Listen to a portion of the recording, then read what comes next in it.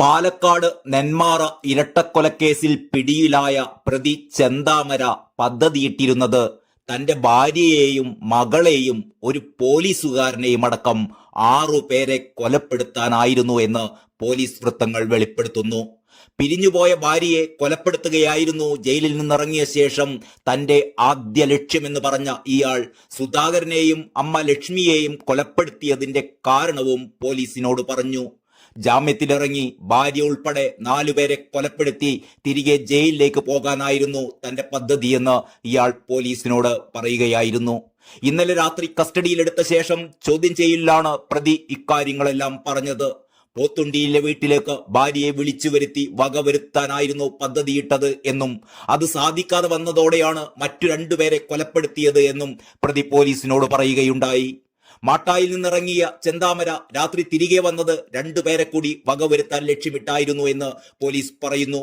Alathur inspector TN ഉണ്ണികൃഷ്ണന്റെ നേതൃത്വത്തിലായിരുന്നു പ്രതിയുടെ മൊഴിയെടുത്തത്. രാത്രി പിടിയിലായ പ്രതിയെ നെന്മാറ പോലീസ് സ്റ്റേഷനിൽ എത്തിച്ചാണ് ചോദ്യം ചെയ്തത്. 2019 കൊല്ലപ്പെട്ട സജിത, കഴിഞ്ഞ ദിവസം കൊല്ലപ്പെട്ട സജിതയുടെ ഭർത്താവ് സുധാകരൻ, അമ്മ ലക്ഷ്മി എന്നിവരായിരുന്നു താൻ കൊലപ്പെടുത്താൻ ലക്ഷ്യം വെച്ചവരിൽ 3 പേരെന്നും ചെന്താമരയുടെ ഭാര്യയും മകളും ഒരു പോലീസുകാരനുമാണ് മറ്റു 3 പേരെന്നും ഇയാൾ സമ്മതിച്ചതായാണ് സൂചന.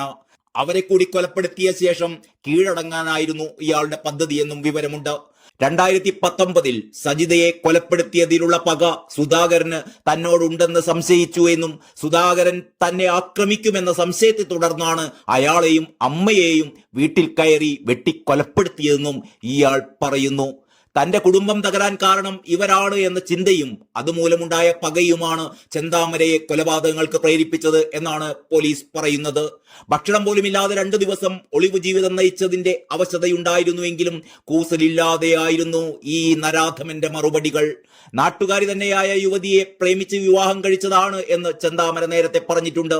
ചെന്താമരയിൽ നിന്നുള്ള മോശം അനുഭവങ്ങളെ തുടർന്നായിരുന്നു ഭാര്യയും മകളും വേർപിരിഞ്ഞു പോയത്. സുധാകരന്റെ ഭാര്യ സജിത കാരണമാണ് ഇതൊക്കെയുമെന്ന് ഇയാൾ ധരിച്ചു.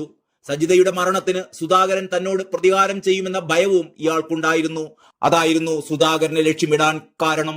സ്റ്റേഷനിലെത്തിയുടൻ തനിക്ക് വിശക്കുന്നുണ്ടെന്നും ഭക്ഷണം വേണമെന്നുമായിരുന്നു ഇയാളുടെ ആവശ്യം. തുടർന്ന് ഭക്ഷണം എത്തിച്ചു നൽകുകയും ചെയ്തു.